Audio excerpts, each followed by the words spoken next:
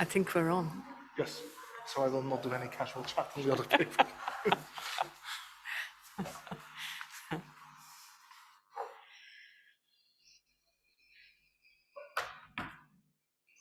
Je sais pas.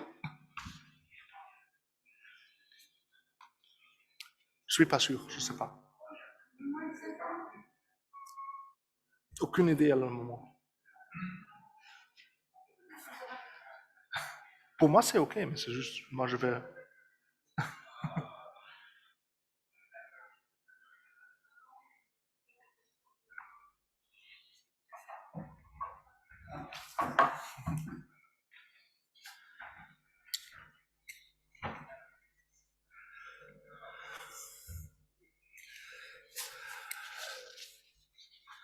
That's Not many people.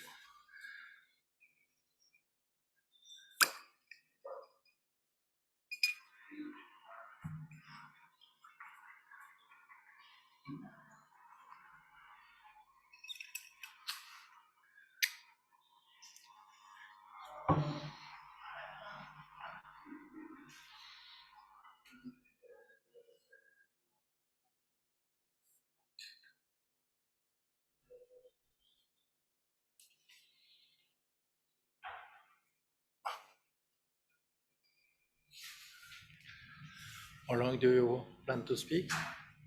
10 minutes. 10 minutes? We can start.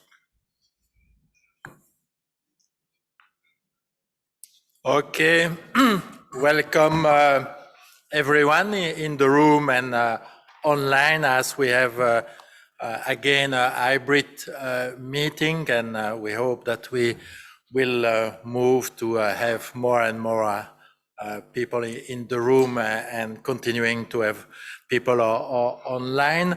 There was a huge interest for this presentation and debate on the role of the firm in the wage inequality, and the starting point was a paper written by Wouter, and that's the one that will serve as the kind of the pillar for the debate. And we decided to organize the first round with 3 speakers: Wouter, Chiara, and Rosalia. We will each have 10 minutes to present and to discuss, and then we will have the comments from Esther Lynch, Deputy General Secretary of the ETUC, as this the good tradition in the ETUI events to have comments from the trade union side on the research that was done. I think it's frankly I found this paper very, very interesting. I know a little bit, I'm not a specialist of this debate, but I know a little bit about this debate, and I think it brings in the debate a very interesting result, mainly being European and having this kind of comparative dimension and trying to analyze the different determinants of the inequality. It reminds me also a debate that we had, I think 10 years ago, 8 years ago, with someone specialist of education. And at that time, he said, well, from my research, what I see in the education field is the people, there is more inequality between people having the same diploma than between the different diploma. It was really a little bit shocking at that point to say, okay, that's very non-usual result, but I think that this research continuing to analyze a different side of the inequality. So thank you all 3. Wouter is really productive, that's is high productive person. So we could have 2 other debates with him on gender equality. So there is a policy brief with Kalina, and also one that is was published on our website today, that with Jan Draokupil. So if you want to have other piece of research of Wouter, you will find them on our website. So I will stop here my short introduction and give you the floor. And I will take my mask off and see if everyone can hear me okay. Good. I will from time to time have to turn my neck just to keep an eye on the slides. So I'm very grateful. Perfect, that's going right. I'm Wouter. I'm very happy to see quite a lot of you here in person, and also that some people are interested to follow online. I'm very happy to be able to discuss on this topic. I'm also very grateful to the other discussants, Chiara and Rosalia from the OECD and the ILO respectively, who've done very interesting work on this topic as well. So I think can really contribute enormously to this topic. So I'm very happy all around. What I want to talk about today is this wage inequality within and between firms. And the reason I started looking at this is, I'm just going to start my clock, is that we saw from research, mainly done on single countries, that where inequality was going up, it was mainly happening between firms. So the differences between otherwise similar people increased more depending on the firm where they worked, and that becomes increasingly important. The reason it's crucial and important to see where inequality is occurring is because this can lead to a need for new policies and for different policies. If inequality is occurring mainly between people, it might be more important to focus on training, upskilling, opportunities, while if a problem is occurring between firms, more focus needs to be laid on the firm pay, on wage setting at firm level, on the bargaining power between firms and workers, and on productivity differences, which are also increasing.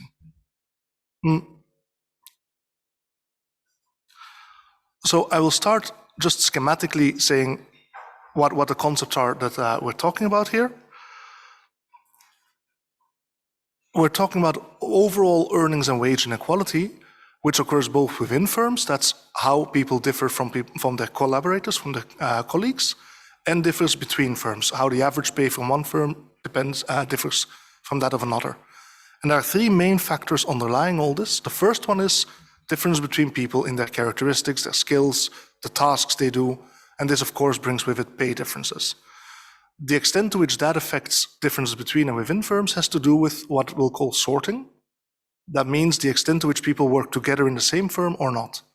And over time, we see research showing that actually firms become increasingly homogeneous.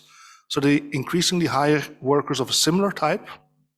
A more extreme form of this, or a most extreme form of this, is when you think of outsourcing, where you get rid of a whole group of people doing a specific task, and what remains is a more homogeneous firm.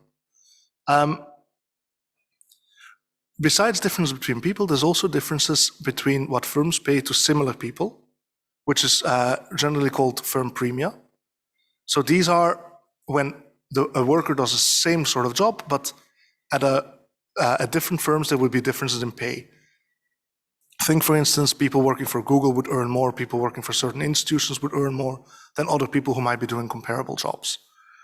And finally, there's remaining differences within firms, which can be firm-specific pay setting, bonuses, or other unobserved factors. The reason I'm talking about all of this is because we can look, can you hear me or am I having a huge echo? Yeah, okay, but interrupt me if something's terribly bad.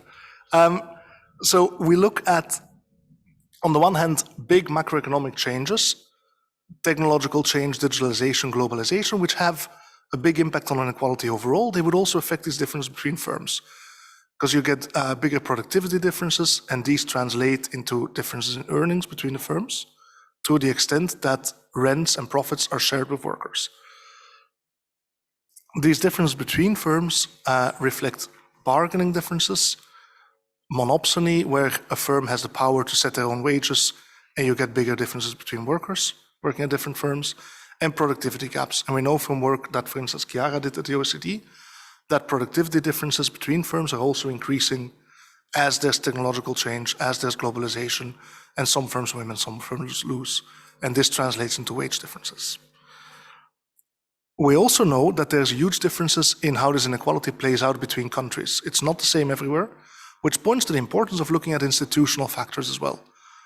Minimum wages, which can affect the pay setting and limit the autonomy of firms in setting pay, factors that affect the bargaining and are on the side of workers, like unions, stronger collective agreements, these can all play a role as well. So that is the conceptual framework. Now I'll talk a bit about what we actually find in this data, where we use harmonized European data from the Structure of Earnings Survey, big European data set that has information on workers within firms. And that goes from 2002 to 2018. Here I'm showing the variance, which is a type of inequality. It talks about the differences in annual earnings between people. And on the left panel, you can see the variance across Europe as a whole, in all the countries we have, which are 20 countries, from 2002 to 2018. So this actually hides two trends. On the one hand, there's a decline in overall variance, overall inequality, but that's due to earnings between countries converging, which is good news. So it starts with a bit of good news.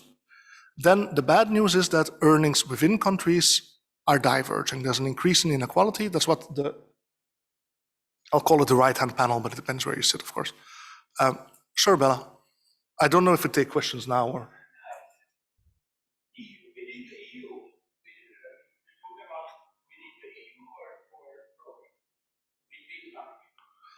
Within the EU as a whole, and then part of that is differences between countries of the EU, and part of that is differences within what we'll call the average country in the EU. So you can decompose this inequality. And the right-hand panel shows this inequality within an average country, a general country, and that is on average going up. And the reason that's going up is because these variances between firms are increasing. So this comes from a decomposition. Now, that's earnings annually, and a big part of why annual earnings are becoming more unequal is because there's more differences in how much people work, where they, and so on. And if we look at hourly wages, inequality in Europe is actually, in many countries, not going up that much. But where it is increasing, it's doing that because of differences in firms. So here I'm showing a second decomposition of hourly wages for men and women separately, and looking at the differences due to four factors. The differences within firms, due to the people that work there, or residual factors, and differences between firms due to the sorting of workers into firms and the firm premia. And the main takeaway here is that while firms become increasingly homogeneous, so the differences within firms tend to decline in terms of who they employ, and they increase between firms. And we also get an increase in firm premia, especially up to 2014. I see Bella looking very doubtful, but we'll talk about this later. Now I just want to talk a bit about some of the bulk of the paper, which is we have this variation between countries. In some countries, inequality is going up, in others it's going down. Almost everywhere, the wage inequality between firms tends to go up more than that within firms.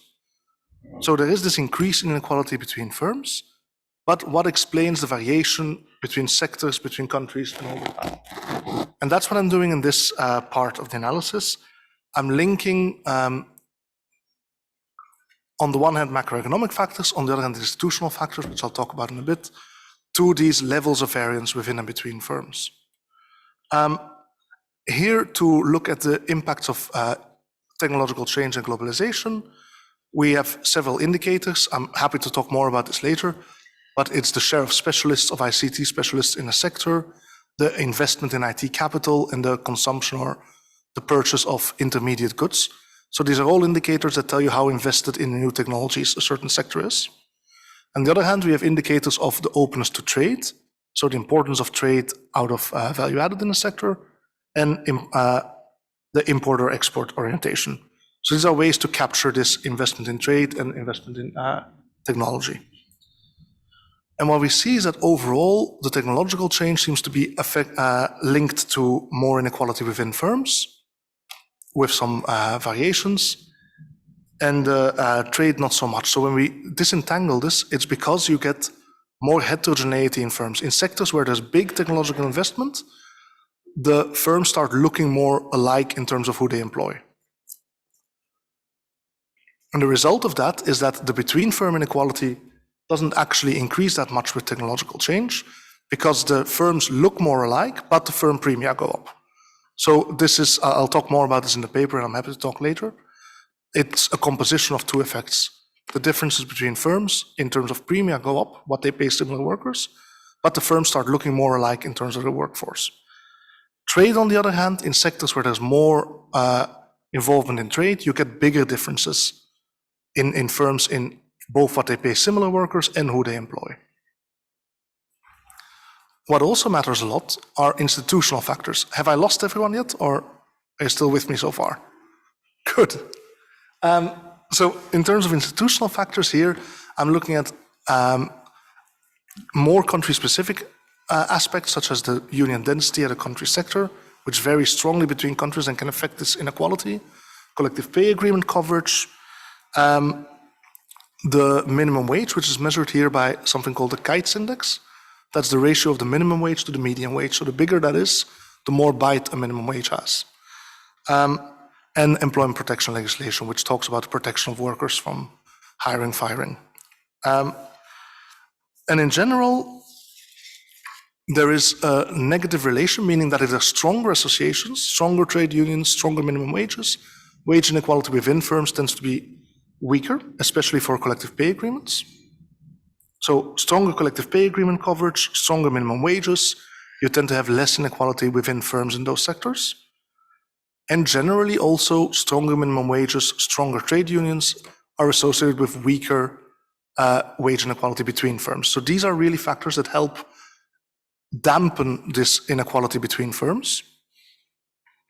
Collective pay agreement, I'm going to talk about a little bit more, because what we see here is that there's a weak association with, in sectors where there's more people covered by collective pay agreements, you tend to have slightly bigger inequality between firms. There are two reasons for this. One, not all collective pay agreements are the same. There's differences between whether you're covered by a coordinated or an uncoordinated agreement. And two, and that allows me to shamelessly plug in the second paper Philip spoke about, this one on collective pay premia. Of course, if you're in a sector where some people are covered by collective pay agreement and they tend to have higher wages, you'll get differences between firms because of that, because the firms are covered or not covered. And that's partly what's driving this. So in this slide, sorry for the awkwardly looking back, just to see if I'm still talking about the right slide. Here I'm comparing within a country and a sector, what is the wage inequality between firms for among those who are covered by a firm level agreement versus an agreement of collective pay agreement at the sectoral or national level, or no agreement whatsoever. What we see here is generally that those covered by firm level agreements, inequality between firms tends to be bigger than if they were covered by sectoral agreement or national agreement. And it's somewhat lower than if they're covered by no agreement at all. So that points to a hierarchy where you have lowest inequality between firms in sectoral or national agreements, so coordinated agreements, and biggest inequality at firm level or no agreement. Final part of the analysis, which is not in the paper, it's because I'm still working on this and this is an extension, is comparing what is the effect size. So how do these macroeconomic factors, globalization, digitalization, compare to the institutional factors? And what we see if we compare them in strength is that if there's a big change in institutional factors, that tends to have a much bigger effect on reducing inequality than a comparably big change in these macroeconomic factors, which tends to increase inequality.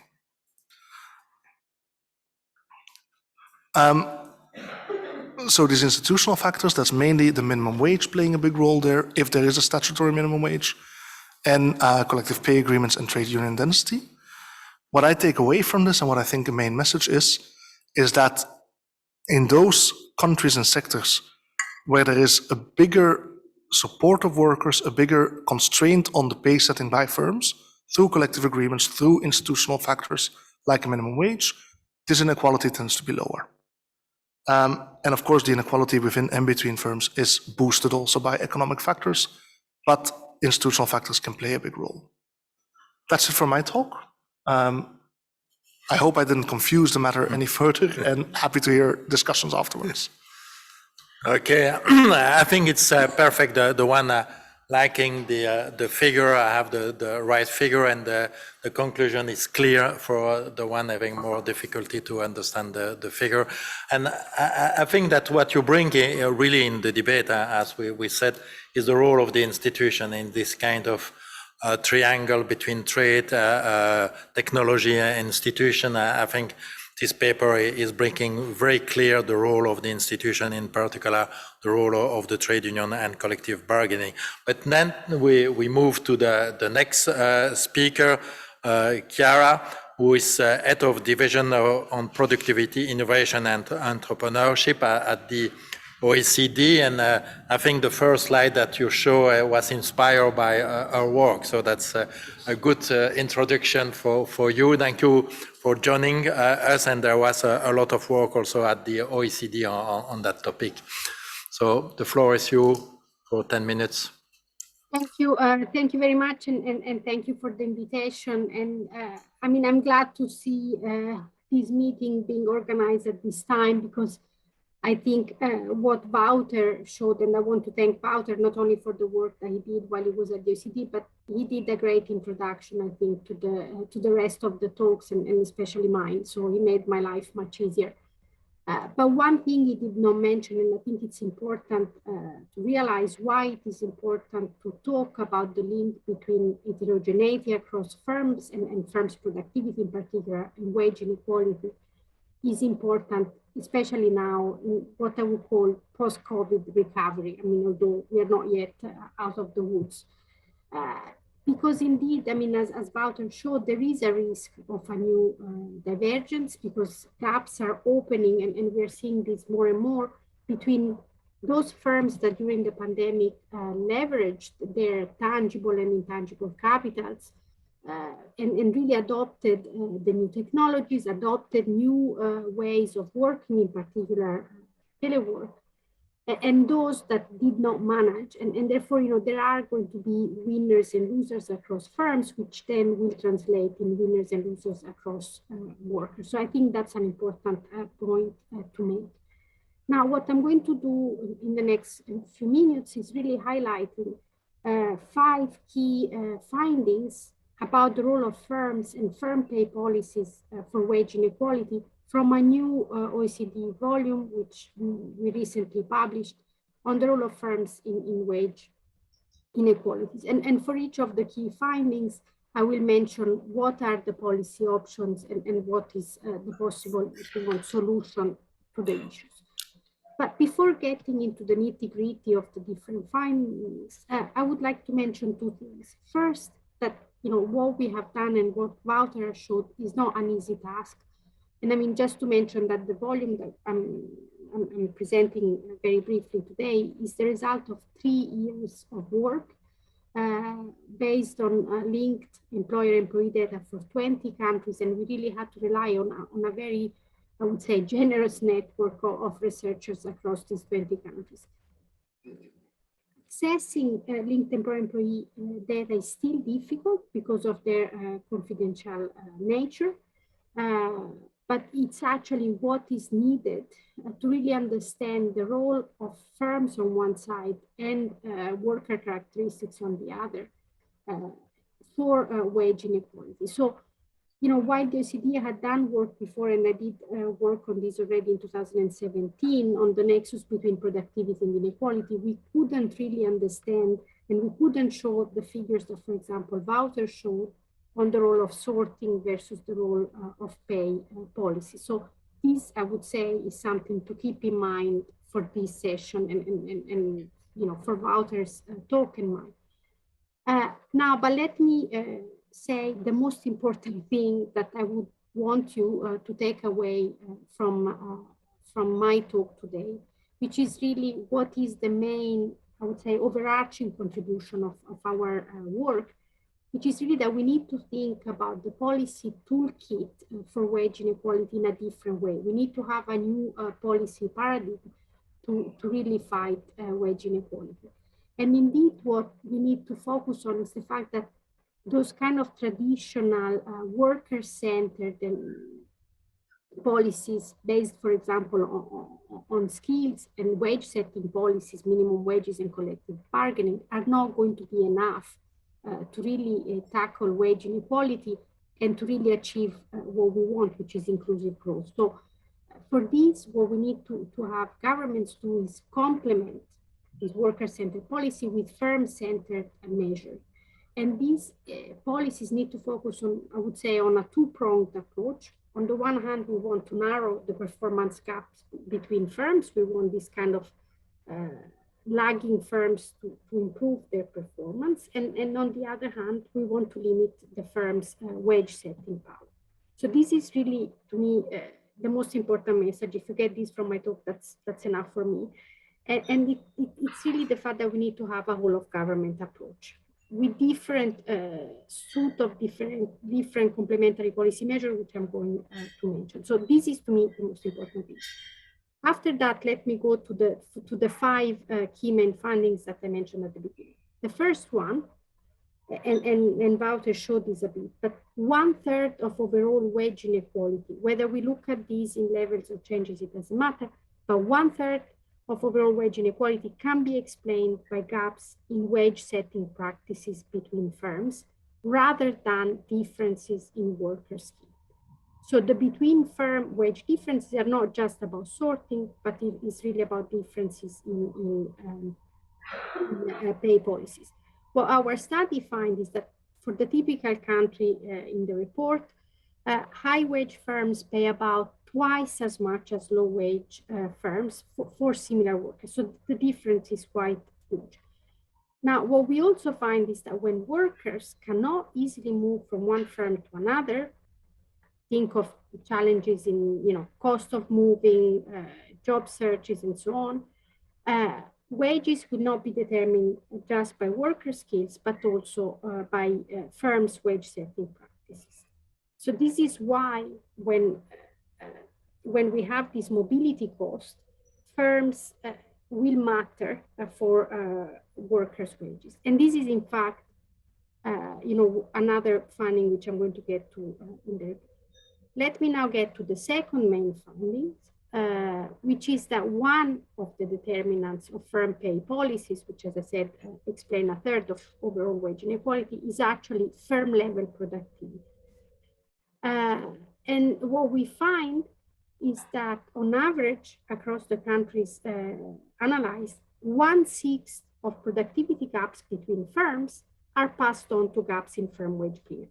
And as Wouter said, we find that these differences in productivity between firms have increased over time. Now, you will tell me, Chiara, this is not such a bad thing because this is how, the better performing firms will actually be able to attract workers and they can actually grow and expand in business. This is at the basis of what we call, productivity enhancing the allocation of resources. However, if we find that this is related to excessive productivity, especially between firms, this is actually not such a good thing. And in fact, what we find is that the dispersion in firm wage premia is actually lower in countries with low productivity dispersion. Okay, so when we think of this and this relationship, what are the policy options that government have? And this is where I think the productivity enhancing policy really matter. The governments need to put in place policies that provide both the incentives, but also the capabilities for lagging firms to improve their productivity, to then ultimately reduce the pay differences between firms. And when you think of these type of policies, are policies that help firms adopt new technology, and a new digital business model, but also increase the absorptive capacity, and finally, to provide the right incentives. There need to be policies that really level the playing field across firms. Let me now go to the third findings, and I mentioned this already before, is the role of job mobility. What the study finds is that low job mobility reinforces the link between productivity gap between firms and pay gaps. So for the same level of productivity dispersion, countries with low countries and sectors with low mobility will have a higher wage dispersion. Why? Because workers facing high barriers to mobility cannot easily quit their jobs, even if they are in low-paying firms, and so they cannot take advantage of better opportunities in high-paying firms. Just to give you an idea, this is an important, I would say, mechanism to explain wage inequality across countries. An increase in the level of job mobility from a low mobility country, and let me mention Italy, since I'm Italian, to a high mobility country like Sweden, is associated with a 15% drop in overall wage inequality. And let me also put this in perspective. The median increase in wage inequality across countries over the period, the 20-year period that we analyzed, 95 to 2015, was around 10%. So this is a big drop in wage inequality that could be driven by increasing job mobility. Also, one other, let's say, side effect or positive effect of increasing increasing job mobility is the fact that higher job mobility will also raise average wages because it strengthens the competition for workers in low-wage firms, and it will allow high-wage firms to actually expand their workforce, and though more individuals will be able to benefit from high wages. Policy options here to increase mobility, let me talk about two. One is enhanced job mobility directly. So on the one hand, one could strengthen adult learning and activation policy. This is more the sort of traditional measures. Another one is reforming labor market regulation. Thirdly, reduce barriers to geographical mobility. And here you can think of transport and housing policies. And I mean, given what has happened with COVID, let me also mention policies that support, regulate, and destigmatize telework, as this can also facilitate, if you want, telemobility. The second approach that one could take is, rather than tackling low job mobility directly, is to target the consequences of limited job mobility for the wage setting power of firms. And here, and Wouter mentioned this, one could think of more centralized collective bargaining and the higher minimum wage, which limit the scope of low-performing firms to compete on the basis of low wages, and therefore would reduce the wage dispersion between firms. I don't know how much time I have left. I have two final findings. The fourth one is that the gaps in firms' pay practices also reflect disparities in their wage setting power, which in turn is at least in part shaped by the degree to which employment is concentrated in a small number of large firms. Wouter mentioned monopsony, and in fact what we find is that in the countries that we consider, about a fifth of the workforce, so 20%, is employed in markets with high employment concentration. And this is affecting particularly low qualified workers in the manufacturing sector and in rural areas. What we find is that workers in labor markets that are highly concentrated actually experience a wage penalty of about 6 to 7%. So again, it's not huge, but it's not negligible. One interesting finding that I found quite counterintuitive at the beginning is that while we find that industry concentration at the national level has increased over the past 2 decades, in other studies that we have done, what we see is that actually labor market concentration has tended to decline in the last 2 decades. But what is interesting is that the negative wage effect from labor market concentration have become stronger. And this is probably reflecting the weakening of workers' bargaining position because of the erosion of wage setting institutions, whether minimum wage or collective bargaining in some countries, or also, and this is something that Wouter also mentioned, the increased exposure to outsourcing, whether domestically or offshoring internationally. So here again, what are the policy options? The policy option is to try to limit the excessive concentration in specific labor market, And it could be done in two ways. On the one hand, one could promote competition among employers.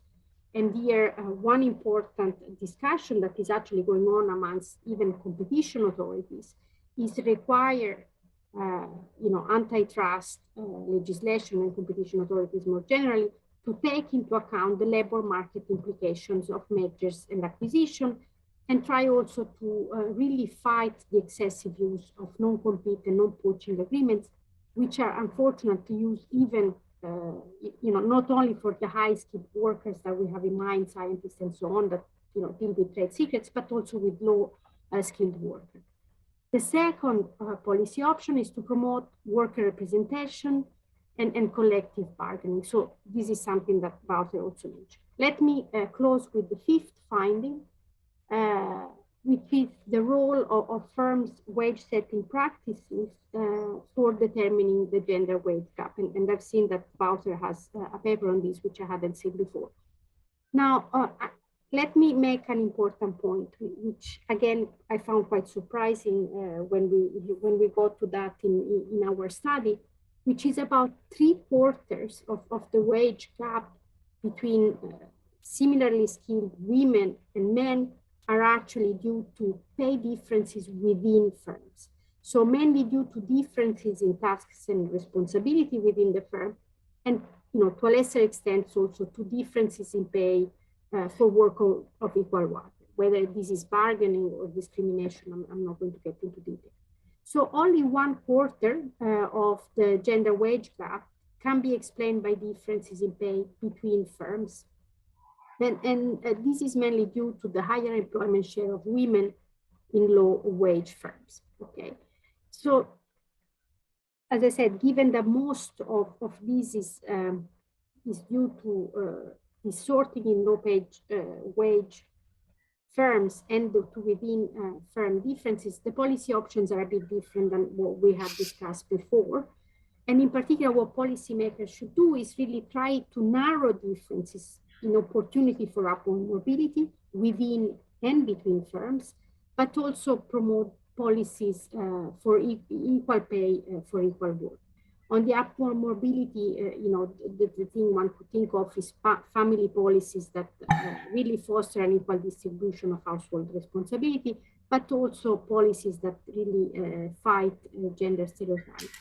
And on equal pay for equal work, let me just mention policies that promote pay transparency, raise wage floors that are low, anti-discrimination law, and so on. Let me stop here, and it was really just an overview of what we have done. I mean, I'm sure we could talk for many more hours, but let me stop here now. Thank you. Thank you, Chiara. And I think that the key word in your presentation was policy options. So we have a problem, but there is solution, and that's important. I think there is also, at least I take, and certainly I think Esther will speak about the equality men and women. That's really important. And if I may, I'm always so pleased when the OECD, which has changed its mind a few years ago, but to continue to put that minimum wage, trade unions and collective bargaining are important, because it was not the dominant discourse a few years ago. So this turn is really welcome, I think, from our side to recognize the importance of those actors and institutions. So we move to a more global vision, because Rosalia is a wage specialist at the wage group at ILO. And Rosalia, I give you also the floor for 10 minutes. Thank you, Philip. You won't be able to see me because I don't know what's happened to my camera, but it's not been recognized, and but it doesn't matter. I hope you can hear me well. I'm not an expert on productivity. I think Chiara's presentation was magnificent and very complete. I'm just going to perhaps give a little bit of background of the ILO and the work that we have done in terms of within and between inequality. So thank you very much, first of all, to Wouter for this very nice presentation and very nice work, showing how firms' characteristics shape wage inequality, in particularly in Europe, and also highlighting the importance of this research in terms of being able to frame policies to reduce wage inequality that go beyond looking at individuals. That has been the classic way of looking at wage inequality, mostly due to the fact that that's the type of data that we have available as researchers to look into this type of issues.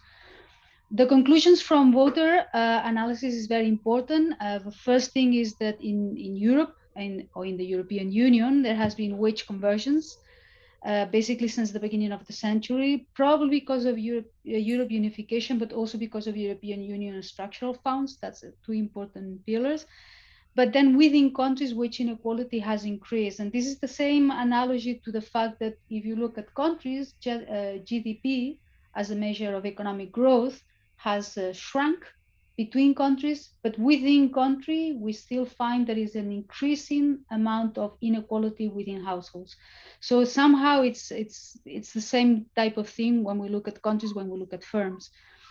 Now, much of the increase in inequalities between firms rather than growth within firms, and this empirical evidence that Wouter has come out with link very well, and I think that's why I have been invited, or ILO has been invited to this talk, with the Global Wage Report that we published in 2016-17, which was dedicated to inequality within the workplace.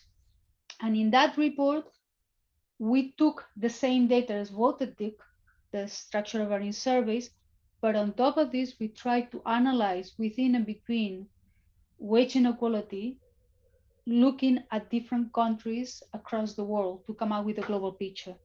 And so what our estimates are in line with Wouter's estimates, although we didn't actually just look at the decomposition like Wouter has done using reef regression and using other technology.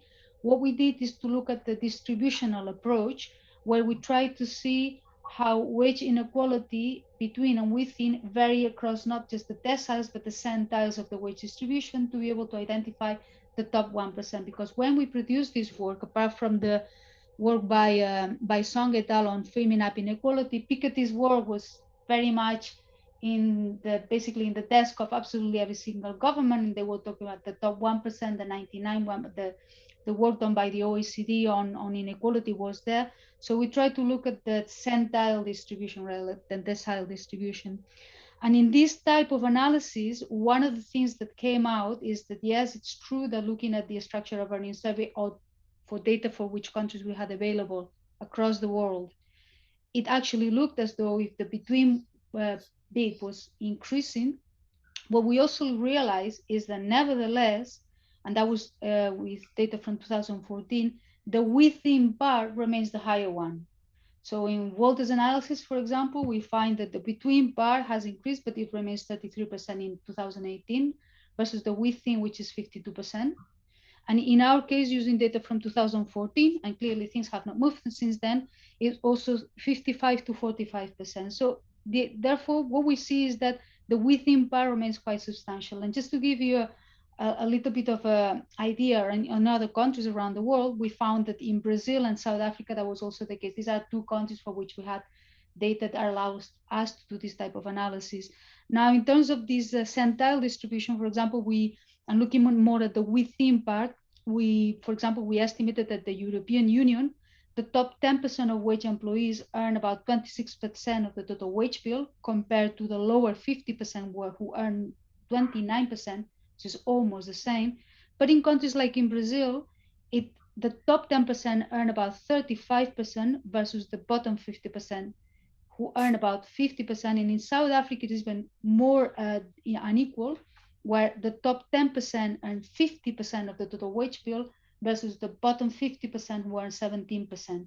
So clearly, the within part seems to be one of the most important parts to look into, not just in Europe, but across the world. And it's therefore important to highlight the policies that will allow us to reduce not just the within, but the within part. And I think this is the importance of this type of research, trying to identify frameworks like Yara said, we need to think and expand policies that allows us to tackle wage inequality from very different angles. And this is the benefit of this type of research. And of course, in our work in 2016-17, we also emphasize in terms of the policy conclusions, the institutional factors, the importance of having an effective minimum wage that reduces wage inequality from the bottom of the wage distribution. And in this case, that's why it's important, the work that is being done now at the European Union in terms of wage conversions, minimum wage conversions, and how minimum wage conversions would actually reduce wage inequality. Collective bargaining, again, is a very important factor to reduce wage inequality, particularly if you take at national level and if you allow for collective agreements to expand across the different sectors, the governments help this to expand different sectors. Another important matter is self-regulation at enterprise level to allow for wages at the very top, not to exceed those that are at the very bottom. So within enterprise, self-regulation is also an important part of the wage determination process.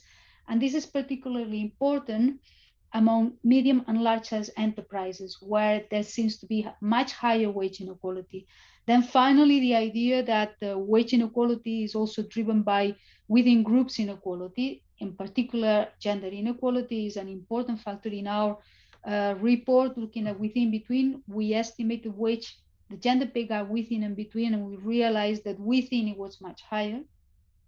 So clearly, when we have that particular sectors and particular industries are highly feminized, where it's also the case where that they have low pay on average, whether men or women, but if it's highly feminized, we have low pay, like in education, like in health, then clearly this is going to contribute to within and between wage inequality. So equal pay for work of equal value and policies that go in the side of equal pay for equal value, then clearly will also reduce within and between wage inequality.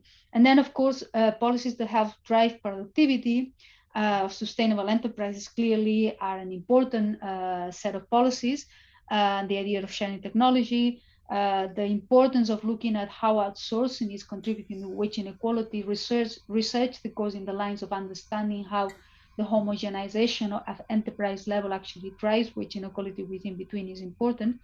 And I just want to emphasize the importance of having good data that allows us to identify how productivity underlines wage inequality.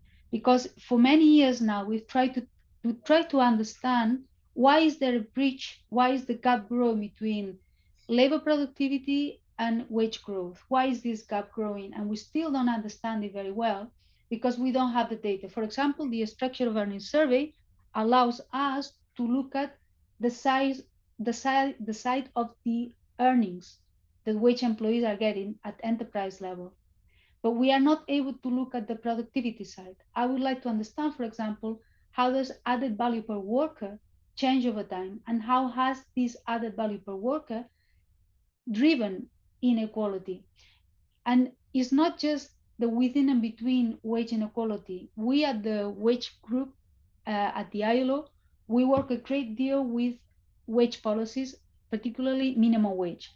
And we always look at the wage distribution from the side of the individual or the household, because that's the data that is available to us. But to what extent do minimum wage policies impact at enterprise level? We can only know if we are able to estimate added value per worker and try to identify the distribution of added value per worker and to see how minimum wages impact the different enterprises across the added value per worker distribution, not the wage distribution. And that's something that will help us much better to identify those policies that reduce wage inequality through the implementation of minimum wage policies, among other policies, that helps us reduce wage inequality. But as I say, I think Wouter's research and Chiara's research goes in the right direction because they're starting to use data that provide us with an analysis that complements the classic analysis of wage inequality that just looks at individuals or households. And this is just a single side of the picture. I hope that Wouter continues with this research. I would like to see what happens when the structure of earnings surveys comes out in 2022. That will be a good point to try to understand how COVID has impacted on within and between wage inequality at enterprise level and within countries in the European Union. And it will be also important to lobby Eurostat to see if we can get more complete data sets to allow us to complete this type of research. So thank you very much for the invitation. And I look forward to the rest of the interventions from the audience. Over to you. Okay, thank you, Rosalia. I think that after the three speakers, we have a huge consensus, certainly about the role of minimum wage, of collective bargaining, equality between men and women, but also I think the change of perception, because for a long time institutions were seen as rigidity, and rigidity causing less employment or not maximizing the employment. And now we have a different perspective. The institutions are an instrument for more equality, and that reflects a different preference, a different narrative in a way. That's very important, because there is a lot of data, and I think it's really important that it's supported by data. But it is also important that we have the right narrative, which can encompass what the second speaker, Chiara, was saying, the policy option. So, Esther, I give you the floor, and I think that's more or less the agenda at the EU level and the agenda that you have in your portfolio at the ETUC. So I'm just getting some. Oh, sorry, apologies. See, it's a whole new world now of the hybrid. So I'd like to begin by thanking Wouter for this research. It's meaningful research that's come at the right time. And all too often you get stuff that's meaningful but the wrong time, or stuff that's on time but not meaningful. But coming from the ETUI in particular, we get research which is meaningful and timely and valuable, because what it does is it puts the cold, hard facts on the lived experience of workers and their unions. It says very clearly that a reduction in the strength of trade unions is identified with a quantifiable reduction in or increase in inequality. And I think that also, for me, a particularly interesting aspect of this research is the decoupling between qualification being a guarantee of wage. And I know as somebody who's worked with and represented knowledge workers, that all too often employers will say, you don't need a union. You don't need a union to tell you what to do, and you're well able to talk for yourself. And of course, hidden within that are two very incorrect assumptions and claims by the employer. First of all, that a union tells workers what to do. And secondly, that a fair wage is simply a factor of qualification and confidence. It's not. To get a fair wage, you need to be able to have bargaining power. How do you get bargaining power? You get it by sticking with your workmates. It's that simple and it's that complicated. And I think what this research demonstrates is that isn't just something I believe, it's a fact. It means that we have what all too often our opponents claim we don't have, which is evidence-based research. We now have it. We have evidence-based research that confirms that. Importantly, what we also have now, because of this research, is yet another argument to call for institutional change.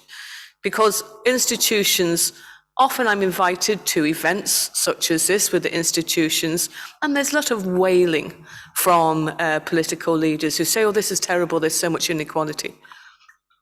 But now what we can do is give them this and say, if you want to reduce inequality, the recipe is clear. You need to make sure that workers can join a union without fear and can bargain for their fair wage. How do you do that? You make sure that there's no interference or undermining of workers' ability to be able to join their union. Importantly, the Commission came forward last year with a proposal for a directive on minimum wages and collective bargaining. The European Parliament considered that proposal and said it needs to go further, because European Parliament, the MEPs, much more in contact with the real lived experience of people. And the Parliament said, you need to go further, you need to do more.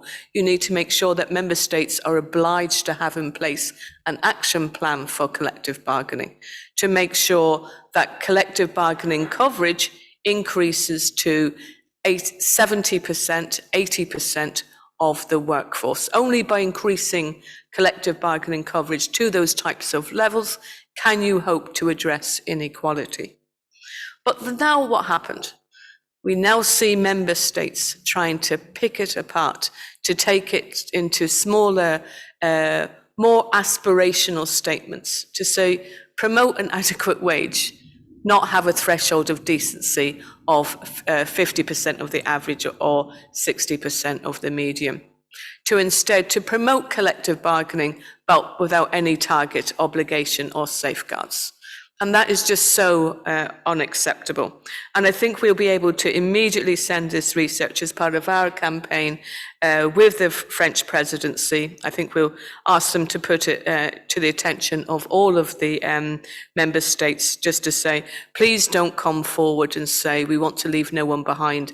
We want to address inequality. And then at the very moment when sitting on your table is a possible decision to take an active step to increase collective bargaining, and you're not going to take it.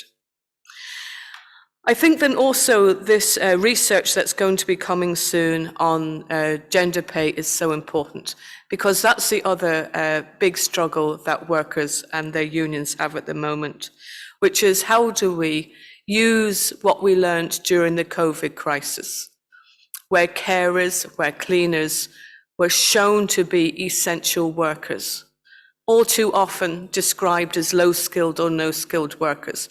That can no longer be claimed, but all too often the value of their work is underpaid. We think that caring and cleaning is low-paid work. It shouldn't be low-paid work.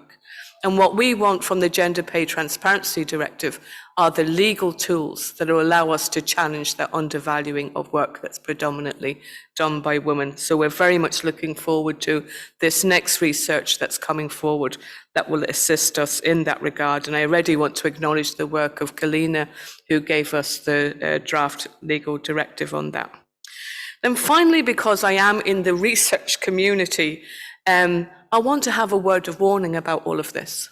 And my word of warning about this is I have noticed over time that whenever workers and their unions begin to make advances, those forces who don't want workers to be able to join a union or to be able to bargain, they'll start doing a thing like judo on us, almost like policy judo, where they will use the strength that we are beginning to make advances against us. And what I already see happening is a narrative developing, which is that somebody other than trade unions does collective bargaining. And the somebody other than trade unions is some outfit established by the employer. And I'd encourage the ILO and I'd encourage the OECD to be very clear in all of their statements that it's trade unions that bargain for pay and nobody else. And all of these other innovations are just ways to get to that 60%, 70% or 80% that we're calling for within the minimum wage directive as something other than trade unions who are going to bargain for your pay. So I want to call on the research community to come up with sufficient, robust descriptions in their research to make sure that at no time can a member state that's trying to get an advantage by looking the other way and allowing competition to develop on the basis of keeping the union out, keeping the pay low and keeping the conditions very fragile and precarious, that member states can't be allowed to do that anymore, and that they have to live up to their responsibilities of making sure that the employers are living up to their responsibilities and allowing workers to, as I said, join a union without fear and have their right to collectively bargain for their fair wage properly recognised, and for that to become the reality in Europe, and through that means to have a real chance of addressing the inequality that's so well described here in Wouter's research. Back to you, Philippe. Thank you, Esther. And now we have time for question, and we will give the first the floor and I encourage you to put question in the chat on the Q&A. Do we have someone in the room wanting to raise a question? There is a mic. Okay. Yes. If you can just present yourself for the. Yes, thanks. Thanks for the research and for the presentation. This is really interesting. My question is, could you, in your research, is there something on how wage inequality materialize? In fact, is it the fact that top income are rising away, or is it a kind of rolling out of the middle class to the top and to the bottom of the income distribution, or is it low-paid workers that are disadvantaged more over time compared to middle wage earners, something like that? Thank you. We will take a few questions, and Bella is the second. Thank you. So thank you for the presentations. Also on my part, two small questions. The one, we have often been discussing the relationship between inequality in productivity versus inequality in wages. So to what extent inequality in terms of productivity translates into wage inequality, and what the role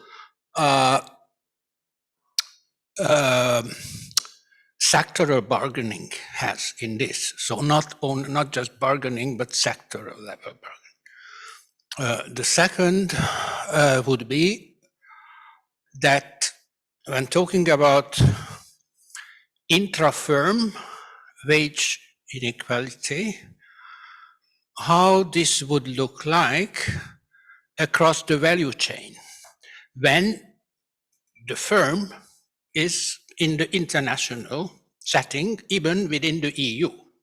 I mean, German, Czech, Slovak, etc., different subsidiaries, different institutional settings, but same work, same organizational principle. How does intra-firm wage inequality feature in this context? Okay, is there other question from the room? We have different question from the Q&A.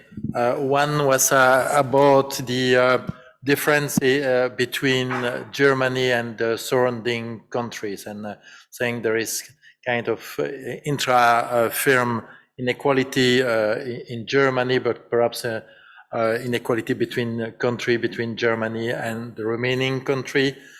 We have also the question about increasing monopolistic and oligopolistic tendency, and what is the link between product market and institution. So the argument is that perhaps a product market is playing a big role, even the authors say a more important role than labor market institution. So I have already 4 questions. So Wouter, if you want to answer, and the other 2 speakers, if you want to enter, just raise your hand and I give you the floor, because I cannot see you. I will definitely try to answer, but for some of the questions, I'm afraid the answer will have to be that I do not know, because I didn't look at it, but I am now very inspired to go look at it.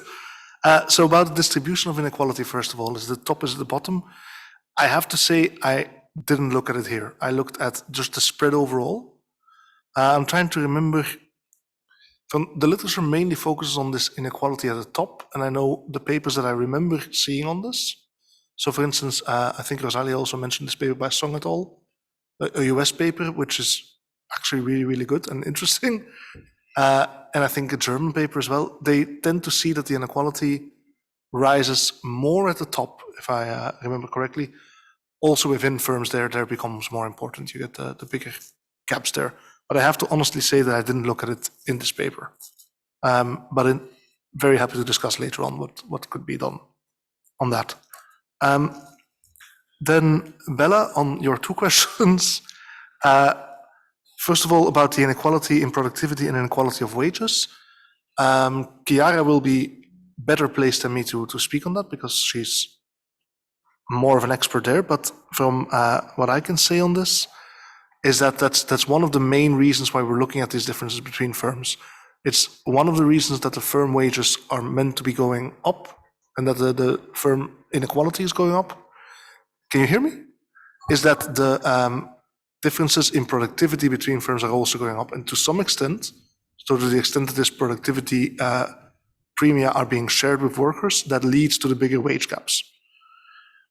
But as Chiara also mentioned, the extent to which that productivity flows through to workers depends on institutions like bargaining and depends on their pay setting policies. So what we seem to see, and what I remember from one of the OECD papers, is that one of the reasons why coordinated collective agreements diminish this inequality is exactly because this pass-through is lower. And of course, at a firm level agreement or individual agreement, you get more of these differences in productivity feeding through straight to wages. But that's only one part of it. So I hope that answers that question a bit. Then intra-firm, you mean multinational firms or so again, that's a data thing. I think that's an incredibly important question and one that merits much more research, but it's not something I could look at here. So I specified it a bit in the paper, but I didn't specify it here. We're looking at workplaces rather than firms. In many cases, of course, that's the same, but there are differences. And one of the big differences is these multinational companies. So I can't speak to that. And I don't actually know of much research that looks at the inequality within firms from a multinational company perspective. I think because everyone runs into the same data issues that you don't know which firms they are. But it is a very important topic. Then regarding the questions from the Q&A, on the differences between Germany and the surrounding countries, again, I didn't specifically, these aren't great responses, but I didn't specifically look into it and I don't have an answer ready. I'm also not entirely sure if I understand the question. So it's about your graph, page 40. Well, I can look at my graph, page 40. The question, they see different type of inequality between, if you look to Germany, Yes. if I understood well the question, and if you look to the surrounding countries, which can be subcontracting in the supply chain of Germany, multinational. Yes, so that is definitely, that kind of ties into Bella's point. It's something we can't say much about, but it is the case that Germany had a very big increase in inequality over time. And that does come back in different types of research as well. And there's a lot of explanations that you can look at collective bargaining, you can look at the reforms they had, but inequality tended to increase there. And then a question on the increasing monopolistic and oligopolistic actors and the link between the product markets and the labor market. That's the other part. So we talked about these productivity differences. Part of it has to do with the market power of firms, and that's on the labor market, but it's also in terms of their partly monopolistic or oligopolistic position. So it's firms that have more power relative to the workers. That is part of the reason why we get these differences. So that ties into the monopsony, if I understood the question correctly. And that's one of the theoretical channels through which you get these differences between firms for otherwise similar workers. It's because some firms have a much stronger position in determining the wages themselves. And that can be their almost monopolistic position. That was a lot of rambling from me, but I... Thank you, Wouter. Rosalia want to enter in the debate, so Rosalia? Yes, just to answer the first question, this idea of the hollowing of the middle earner or the middle class, I think it's actually quite well related to the topic that we're talking today, because as we have enterprises that, as Wouter has highlighted, become far more homogeneous through outsourcing, what you have is that there is a polarization of wage employees, where some of these wage employees, a significant fraction of them, are going to low low-pay enterprises like outsourcing in terms of cleaning, service sector, etc., whilst the enterprises that become far more specialized on technology, etc., are not necessarily bringing up a mixture in the workplace. So that actually contributes to the hollowing of the middle earner, of the middle class, because also they lose power in terms of negotiation. So that has to do with the question. And although Wouter said he didn't look into the spread, we did actually in the Global Wage Report 16-17, we did actually look at the decomposition of inequality across the wage distribution at different centiles, and that clearly shows that the within part of wage inequality is much higher at the top of the wage distribution. So at the bottom of the wage distribution, clearly you have minimum wages where there are far more homogeneity in terms of wage determination, and there may not be as much as within. But clearly this idea that you are having enterprises that are far more homogeneous in terms of wage employees because of these outsourcing practices going on are having an impact in terms of increasing, not increasing, but maintaining the within part of wage inequality, while the between part increases across time. Over.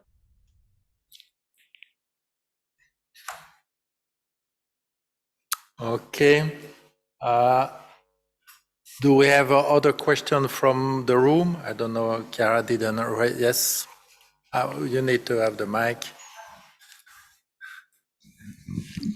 Thank you. While listening to you, I was confronted with a very specific case. These 2 last months, there has been a change of contract and of subcontractor in an agency, in a firm that does money transfer, called Western Union, which you surely know about.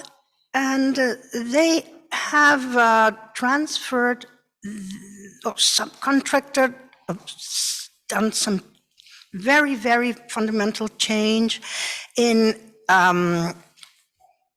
their way of working. So now they don't only have an agency, they have many agencies, they have a subcontractor, they are now working via another firm called Dan Exchange. Okay, that's one thing. But there is a big, big change as far as their relationship with their employees. Because one of the employees was telling me, look, we used to earn, according to our contract with Western Union, 1,800 euros a month or so. Now, with Dan Exchange, we do the same work, and we have a contract that will pay us only 1,550, let's say, euros a month. And we have a problem, and we cannot say anything about it. And they, instead of working 2 people by agency, they are working alone, 1 employee all day. And they can't say anything about it. I mean, how can you explain such a change in the rhythm of work, hours of work, type of work, because they have to do the cleaning also. I mean, she told me, we have nobody to clean the windows. Okay. Because why? Because they have canceled the contract that Western Union had with the window cleaner. Okay. So many changes that change the way they are working. And that I asked, what can you do about it? Did you complain? They said, they don't answer, they don't say anything. What can we do? What can they do? Now, these are big, big changes. 2 or 3 things that are fundamental. Wages, kind of tasks, timetable, and no person to talk to get an answer from. How do you introduce collective bargaining there, or sectorial bargaining there, or individual rights, contract rights, legal rights? Where do they have to act to get what they believe is their due? It's a terrible question. It can happen anywhere. And it's a big tentacular money transaction firm. And so, from one day to the other, all the conditions have changed. It's important. Mm-hmm. Don't you think so? Yes. Do you have a clue? I'm sure you have. Thank you. Okay, thank you. Is there other question in the room? If not, I have still two in the Q&A. One is how is the difference could be linked to the profit distribution, and the second one is for Esther to have a more an update. But I think that you have already give some information about the minimum wage directive, and to keep the good tradition, I will have the last question. And it's about, because we were speaking about institution, it seems to me that, if I'm right, that the reducing the inequality, there is difference if you do that at the firm level, at the sectoral level, at the national level. So is it also a kind of opportunity to rethink the coordination between the different levels, which were lost if you look to the data in most of the country? There is kind of, even there is still trade unions and trade union density. There is a trend throughout decentralization, and I think that's what you show with your data, but perhaps I'm wrong, is the importance of design, not only to have to have more trade union or have workplace that that trade union are present, but to have the right institutional design which can reduce or have the maximum influence on intra-firm inequality. So with that, I'll let you, I will do a round table, starting with Wouter and the two other speakers, and finishing with Esther. So Wouter. And you can also, it's your last statement, you can say what you want in a way. You can answer the question, but if you want to add something that you think it's important, the same for all the speakers, let's do that.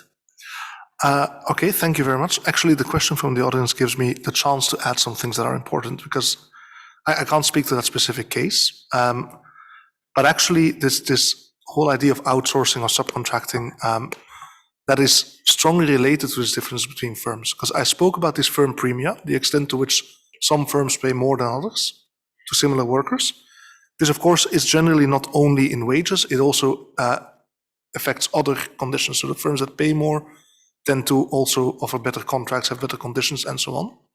And one of the things that happens with outsourcing is that exactly those firm premia get lost. So it's people working in firms that pay relatively more, that pay relatively more to all their workers, that then tend to get rid of the workers they see as non-essential. That might not be in this specific case, but it's one of the things that happens in outsourcing, where you then get the bigger, the loss in wage is often this loss in firm premia, which is something that comes up in research as well. I'm happy to speak later. I might not have understood your question completely, and I don't know if it was a question. But I can't speak exactly to that case. I just want to bring in this issue of firm premium related to conditions at the firm as well, and the fact that with outsourcing, that is often what is lost. These better conditions, these higher wages, and that increases the differences. That doesn't seem to answer what you wanted to know. Okay. Yes. So you lose the position with the firm, and thereby you lose the firm premium, and thereby you have lower wages. The wages are declining, which is one of the reasons for this outsourcing or subcontracting. But that is indeed a trend that's been increasing over time, and the topic of a lot of research, but I can't speak specifically to this case. Happy to discuss it later, though. Then there was also the question on sectoral bargaining, but I forgot what the question was on. About coordination and the design of the... Yes, so it's exactly, that also comes back from the OECD research and my own research. It's this type of agreement, it's mainly the coordinated agreements that make a big difference on the inequality, because of course they diminish these differences between firms. And the profit distribution, I am not sure I understood that question correctly, but that seems linked to the idea of the productivity gaps as well. No, it's essentially the rents that firms make and whether they get shared with workers. So indeed, as you get more profitable firms as well, that increases these gaps, or could increase these gaps. And that's something that Chiara also spoke about, I think, with the differences in productivity or market share can play a role there. So I will stop here and leave it to the other speakers. Thank you very much. Thank you, Wouter. Chiara?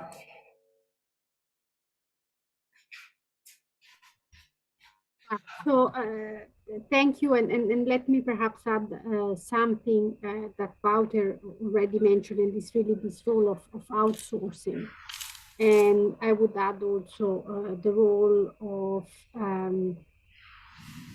firms that offer sort of temporary workers. I mean, that's what, as Wouter was mentioning, this type of solution increase the uncertainty for the worker. They decrease the opportunities as well. And I would mention another thing that Wouter didn't mention. There is a study for Germany that actually can follow workers, according both to their contract and to where they work. And you actually see that there is a sort of the inequality even within the same firms as a place of work, depending on whether the contract is done directly with the firm or with the service provider firm. So again, the role of outsourcing seems to be playing an important role. And as Wouter was saying, we also see that this is where a big loss has taken place over time, especially for the lower skilled workers. And it's not only about the wage levels, but it's also the wage growth. So that's why I was talking about opportunity. So it's the conditions of work, it's job insecurity, and wage levels and wage growth. So I think outsourcing has indeed played, I think, an important role, according to evidence, as I said, for Germany, but also the US over the last decades. Similarly, there was an earlier study, I would say, I think in the 90s, where they looked at the public-private wage gap by Richard Disney, and they also got to a similar conclusion about the role of outsourcing. And there are many studies looking at the role of offshoring as well. So I think it was important that the lady in the room mentioned this. I think that's an important point. On the role of productivity differences for wage inequality, I think that was important. Again, a question that was posed.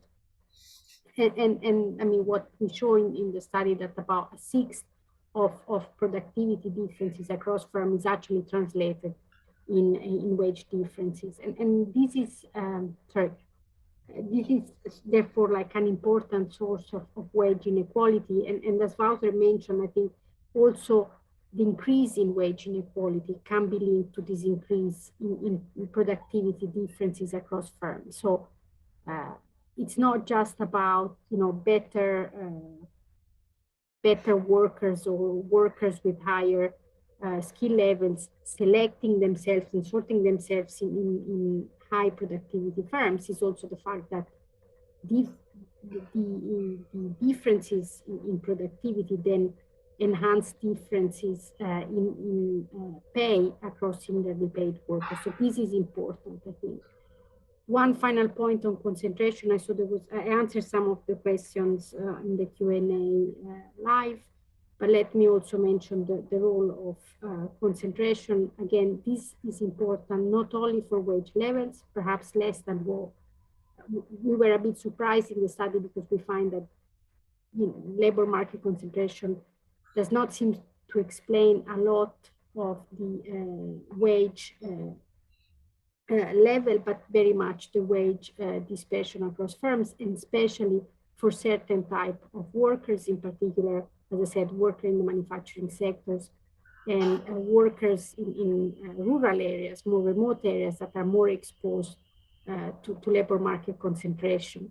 Now, one big question to me is what will happen with telework? What will be the role of telework in perhaps decreasing labor market concentration, because workers can access, so workers located in remote areas where labor market concentration is actually more important, whether they can find opportunities working remotely, at least for part of the week. Will that make any difference? So that to me is a big question. I don't think we have an answer yet, but that's why I think it's important, also for trade unions to monitor what is going to happen in next, I would say, a few years with telework, and to be, I would say, also open-minded about, the use of telework. And I think this has been an important change with COVID, this destigmatization of telework, both for firms and for workers. Let me stop here. I don't know if I answered the question, because I sort of was listening to Wouter and I forgot the initial question by the moderator. So if I didn't answer, please don't hesitate to ask me again. Okay, thank you. Rosalia? I'm okay. I mean, I wouldn't have anything else to add. Thank you. Okay, thank you. Esther? That caught me by surprise. So I think what Wouter's research shows is that when you have outsourcing, and you're right, outsourcing is a really important part of what's going on in terms of the creation of inequality within and between firms. And what the research shows is that you get worse pay in circumstances where you have outsourcing. In my experience, it can be a little bit different depending on different sectors, just who is outsourced. But in all circumstances, the why is to save money, and how the intention is to save money by paying a different company who will provide workers to do the same job, but on much, much less pay in terms and conditions. And during the COVID crisis, we saw a very interesting example of this in a German hospital. And it's just like an iconic story of what happened.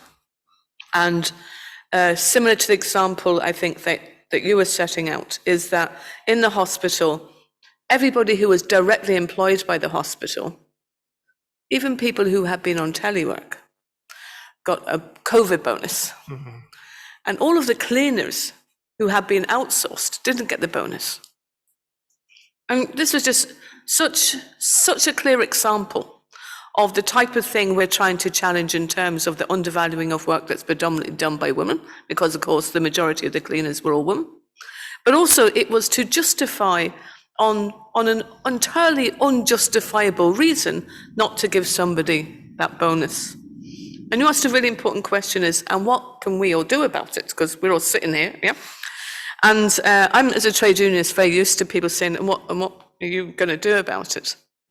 And what we learned from that particular experience was the critical factor of getting them the bonus was that the workers who were outsourced were in the same union as the workers who were in the hospital. And so the workers who were in the hospital were able to lend their bargaining power with the outsourced workers' bargaining power. And it's that constant message of joining everybody up, of not allowing the divide and conquer, not allowing those tactics to work in practice. And they are so old and so simple. We were talking about chess. They are such an obvious tactic, but so effective all of the time. And just bringing people together, getting solidarity between different groups of workers, different classes of groups, that really is the trick here. Then there also was a question on the sector bargaining. And I'm not a researcher, but I'm going to claim something now. That it is impossible to get from 5 or 6% levels of workers covered by a collective agreement to 60% without sector bargaining. That's my, I can't point to any research saying that, but I don't believe it's true. So I think that the only way to get to that type of level of coverage will be for member states to support unions to develop systems that work in their member state that support sector level collective bargaining. And just to say why I think that. So if you take the construction sector as an example, that I think the average time, and it's a long time since I looked at this, but I think the average time of a site from start to finish, now the average time is something like 8 months, or it's definitely less than a year. To get in, to speak to people, to get them to join the union, to organise them, to have a bargaining agreement with the employer that results in a collective agreement in pay within 8 months, to have it all done, it's just impossible. So going site by site by site by site by site by site by site means that you won't have a collective agreement. But having a collective agreement concluded within the representative group of employers for construction employers and the representative group of trade unions representing construction workers in a member state means you can have a collective agreement that applies to everybody from day one. Now, obviously, you can have local bargaining for something extra. There might be a particularity relating to a site. Perhaps everybody's working at an extreme height and there's extra bonus, or there's night work. So there can always be add-ons at the level of the enterprise. But to have workers covered by collective agreements at the levels we want to get to in Europe to really effect change in inequality, we need to be above 60%, and to get there, in my view, we need sector bargaining to get there. Okay, thank you all, and we finish exactly on time. That's perfect. I would like to thank you all, the speaker, in particular Esther, because we know there is a huge agenda with the Ukraine and the special executive committee today. I think it was really an important discussion based on this new paper, and I really encourage everyone to read, because it is what I call an elegant paper, because you can have different reading on that. You have reading more technical, and then you have the evidence-based, but Wouter is able also to make that readable for even people not really used to have sophisticated analysis, because it is well constructed and very clear in the methodology and the results. So I encourage you to read that, and certainly also the new one, which is was published today. So let's see you, I hope, in physical way or in online for the another activity of the ETUI, and there is plenty in this month, and you can go on the website to see what's happening. So thank you all, thank you Wouter, thank you Esther, Rosalia and Chiara. Thank you. Yeah, thank you, Wouter. Thank you all very much. Okay. Bye-bye. Bye-bye. That's the difference when we have In in presence.